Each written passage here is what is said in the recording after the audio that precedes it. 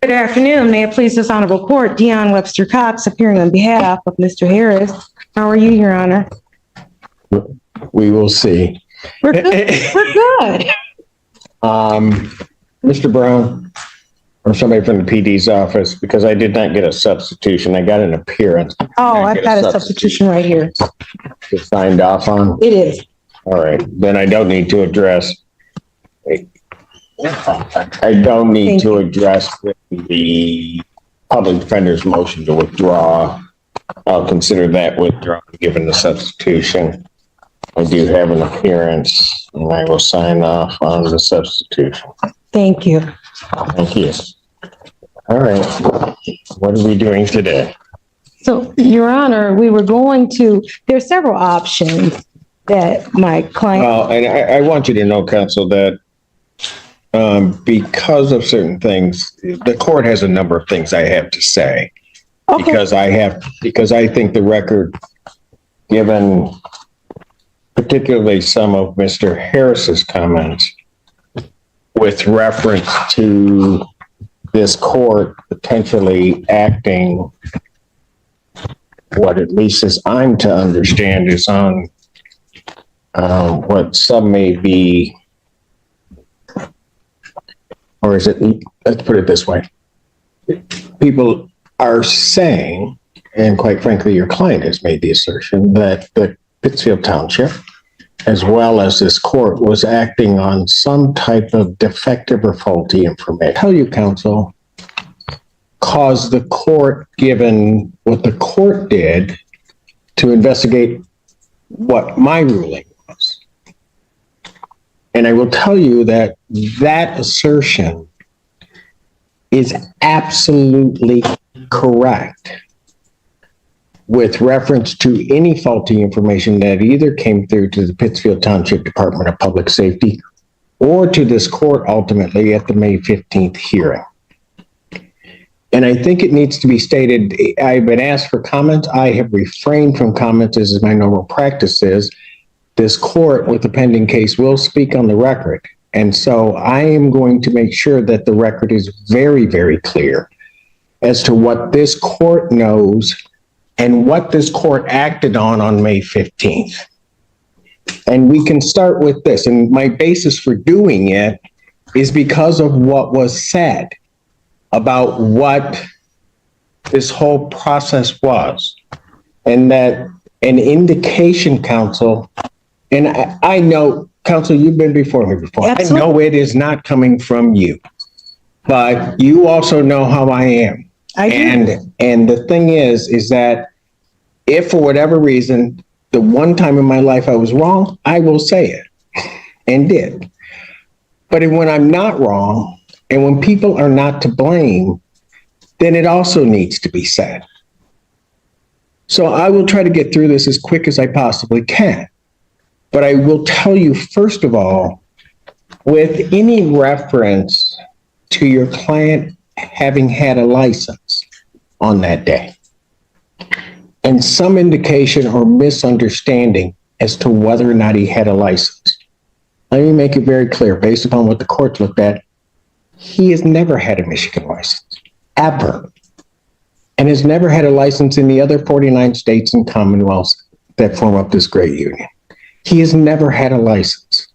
In point of fact, when they suspended his license, and what people don't understand, when they suspended his license in Saginaw, they don't suspend the license. They suspend the privilege to drive in this state. Hence, for example, if he had had a Kentucky license, he would be able to drive everywhere that Kentucky would allow him to drive. He just couldn't drive in Michigan because his privileges had been restricted. I know you know that, but that wasn't at all said. But it doesn't matter because he didn't have a license ever. There is also then, and I will, when it is necessary, come to the defense of my sister courts, and I will come to the defense of Saginaw. They got a great chief judge. Chief judge answered the question. But I will tell you, that court and its friend of the court did nothing wrong. His license was his driving privileges better stated, were unsuspended in 2022. That required Mr. Harris to do something. He didn't do it. Therefore, the friend of the court was under no obligation to send anything to the Secretary of State. Now, I hated that I had to look at all of this, but when there's a question as to what I did, I'm going to look at everything to make sure that what I did was all in order. There's then an indication from that because that wasn't sent, there was a direct attack on Michigan's Department of Secretary of State's office, saying that the Secretary of State was somehow at fault. Let me tell you something. Secretary of State did what they were supposed to do. And in point of fact, they did nothing because they hadn't gotten anything from the court because Mr. Harris had not paid the reinstatement. This week, or latter part of last week, once he paid that, Saginaw friend of the court did what they should do, and they sent it. Immediately, based upon the information that I have, the Secretary of State did what they do every day. They took that suspension off of his driving record, and he was then unsuspended. And then your client did what he needed to do with reference to the Secretary of State and paid a reinstatement. All right. Just a second, Mr. Schiller. I'm going to let everybody respond because Thank you. I am not done yet. Okay. All right. You covered a lot of the points for me. Thank you, Your Honor. And so that came down to that. So the information at the time that I had, that Pittsfield Department of Public Safety had, was all correct at the time of both Pittsfield stop as well as the May 15th day. It was all correct. There was no error by anybody. It was a failure on the part of Mr. Harris to do certain things. Now, I grant you that sometimes that can be a complicated process, but it was certainly not anybody's fault that that didn't happen other than that wasn't paid. Now, here's the other thing, and I'm like maybe in church where I say I'm about finished now, but the other part of this is